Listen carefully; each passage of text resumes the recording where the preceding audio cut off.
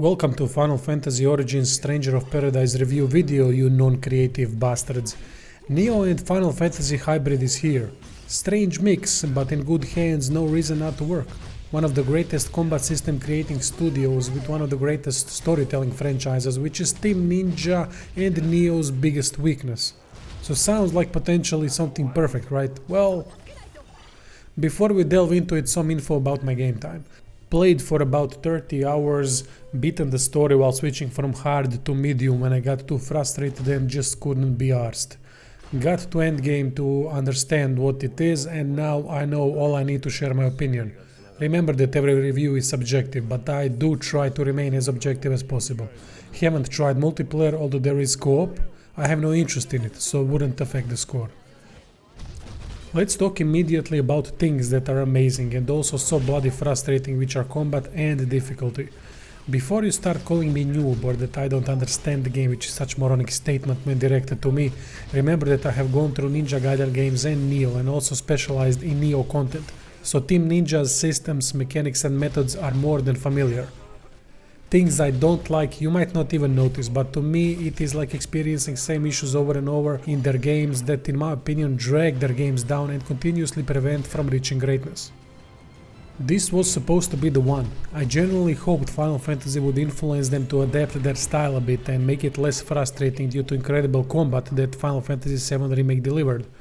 To be fair, I still think Team Ninja makes best combat in gaming because of unparalleled attention to detail when it comes to animations, moves, effects and combat depth. Even though they have greatest combat systems, they have no idea how to build the difficulty around it. Instead of having combat where we apply all tools that they grant us with some sort of finesse and tactics, we have another fucking chaos on the screen, where if something touches you twice, you die. What bothers me to fucking back is that they don't get that many defensive and offensive options don't work well with turbo mode games, especially not if they want to be half RPG, half action game. Their answer to everything is clog the screen with ridiculous amount of things, and you have to utilize many forms of defense and offense to get through with no room for mistake. Game they should have studied is Sekiro in my opinion, something they will never get close to because Sekiro is way more compact, more difficult, has nowhere near depth because it doesn't need it, feels way more methodical, and yet it is rewardingly difficult. When I have feeling that I'm glad I'm done with this mission so I won't have to look at it again for some time, it is not a good thing for a game.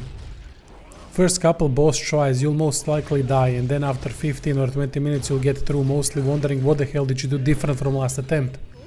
Only difference this time was that an attack was dodged, blocked, or by some miracle didn't hit, even though it looked like it would. Doesn't matter the difficulty, cause you're gonna die a lot on normal too.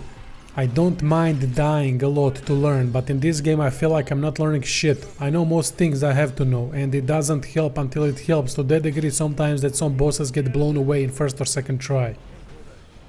Lack of balancing is obvious, it is all over the place. Goddamn horse can kill you with 2 attacks, and yet the boss after might get kicked around like a fool.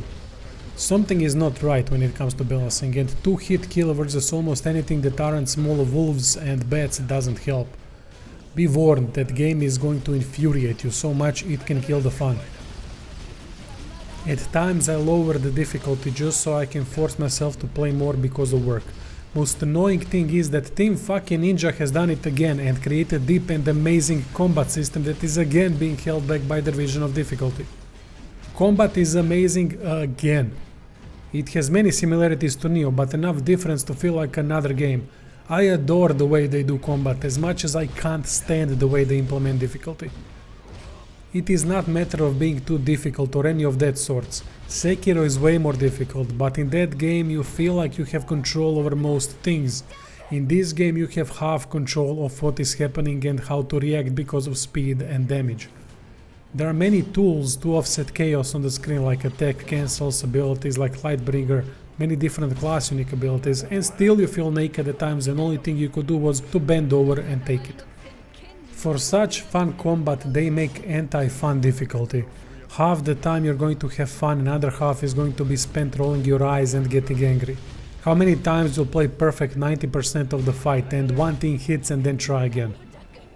And wait till you start dealing with tomberries, fuck me.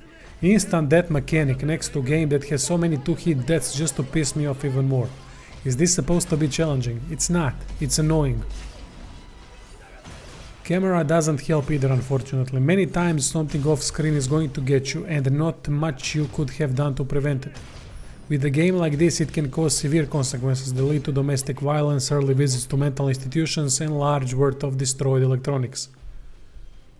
However, when it works and game is not cheesing you, it is brilliant combat experience. When everything starts flowing and you start to counter enemies with their own moves, perform finishing moves left and right, soul shield time right, parry into counter is utilized, the boss can't hit you while you're dancing around the bastard breaking parts one by one. It feels great when it works, but even then that rewarding feeling is not easily found and so easily broken with one move that shattered everything into pieces. Don't take this rant as some kind of hate towards Team Ninja, because it is quite the opposite. I love combat they come up with for every game and want to enjoy their games more, but I think they can be much more satisfying and enjoyable with few tweaks. They are brilliant at much tougher job, which is creating combat system, but then add anti-fun difficulty modifiers and I don't understand why.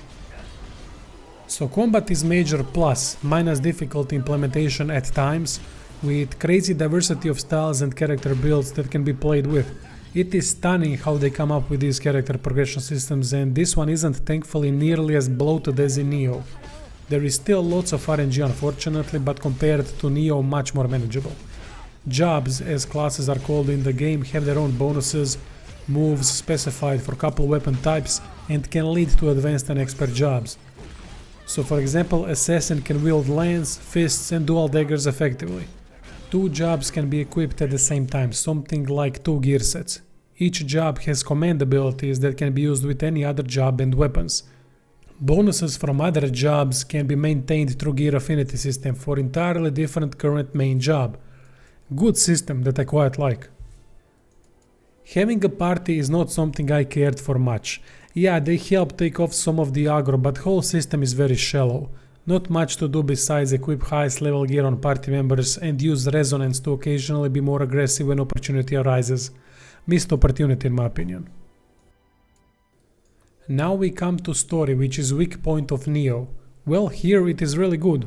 Warriors of Light searching for chaos to eradicate it to bring balance with lots of interesting things and revelations happening.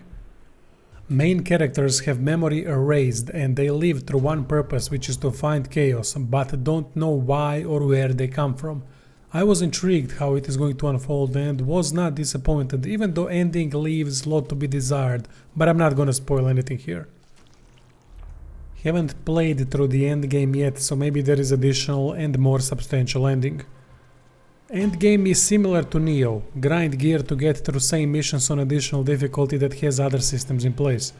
Considering amount of jobs, it is not a bad thing, but have to test its implementation properly and how far it goes. Locations are weak, especially if you've come to this game after Elden Ring. So disappointing, but I didn't expect anything more. In Nioh, locations are mediocre with couple great ones. Unfortunately, in Stranger of Paradise it is even worse. Drab hallways, lack of interesting mechanics except for weather change in one mission, convoluted designs at times while most things around you looking the same. Very bland, unimpressive with unrewarding exploration, which there is little of anyway. Big minus. Enemy types aren't that interesting. Variety is average, nothing special, but I don't feel satisfaction when fighting bats and similar creatures. More humanoid enemy types would do the game some good.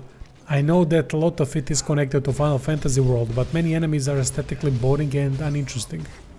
Some are cool like Gigas and Mind Flayers, but others mostly don't fit so well in such action style game. Final Fantasy Remake had the same problem. Bosses are fantastic though. 2 phases per boss, great creativity, big names from Final Fantasy games. This is where difficult implementation can be experienced more clearly. Vastly different boss difficulty, with some like Marilith being very difficult and others like Robotic Scorpion too easy. Discrepancy is so big that some bosses you are going to take out in 1 or 2 tries while others are gonna require 15 at least. Mechanics behind boss fights are good, as you can focus on body parts that will affect combat further on if broken. I like that a lot. It is annoying as hell, however, doing everything right and kicking the shit out of boss and then suddenly dying from 2 hits because of 1 attack too many or 1 lapse of concentration. From audio perspective, game is great. Music never gets old, sound effects are fantastic, and they add a lot of impact to fights. Japanese voiceover sounds good. Graphically, game is outdated and there is nothing that will blow you away. It is serviceable though, as you won't be paying too much attention to it. Aesthetically, it is on higher level than graphically. Not when it comes to maps, but when it comes to armor sets and weapons, as they look freaking amazing. Can't say you'll be playing many games where characters look cooler, but the eye system is missing to make it ideal, because different colors on each gear piece can be ugly to look at even with great aesthetics. Conclusion time. I'm gonna give it 6 out of 10, which is decent game because of great combat system, character progression and story. Considering the fact I haven't tried most classes, I'm giving it 7 as potential, which means good game if my opinion changes based off of that for the better and if balancing is improved. I want to love this game because of many great things, but end up being annoyed and irritated more than having fun, which shouldn't be, as I love challenging games, but challenging this one hasn't been done in a way game could benefit from it. Anyway, that is all. Thanks for watching. Check out Patreon and Subscribestar links in the description if you find the content helpful and want to support the channel further, and stay tuned for more videos.